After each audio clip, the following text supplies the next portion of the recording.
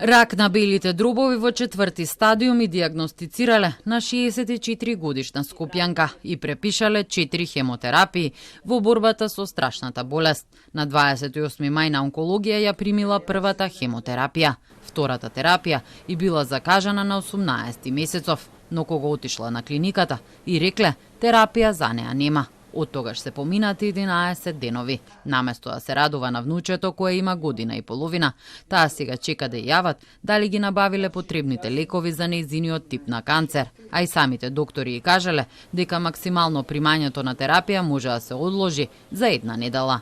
Првата терапија ја примив, втората чекам да ми се јават, пошто рекоа дека немаат лекови за хемотерапија.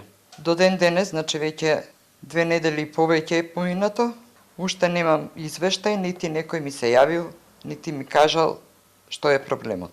До 7 дена дека не би имало проблем.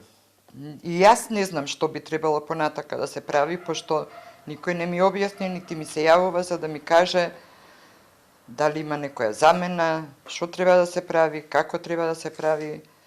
Едноставно чекам дали ќе добијат и кога ќе добијат.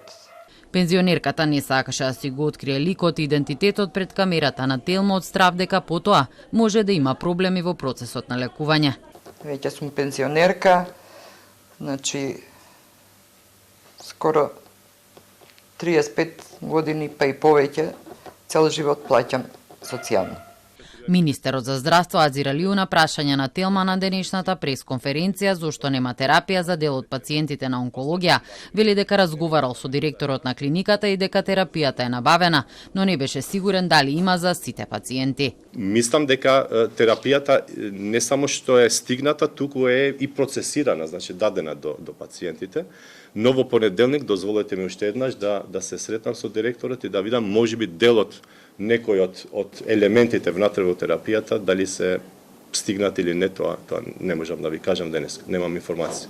Директорот на онкологија Игор Стојковски пред 2 дена во интервју за МИА изјави дека во моментов лековите се достапни за пациентите, но постои можност повремено да се појави недостиг, како резултат на фактори кои се надвор од контрола на клиниката. Тие фактори, како што наведе, се зголемен број на пациенти, административни процедури поврзани со јавните набавки, како и доснење во испораката од страна на производителите или дистрибутерите.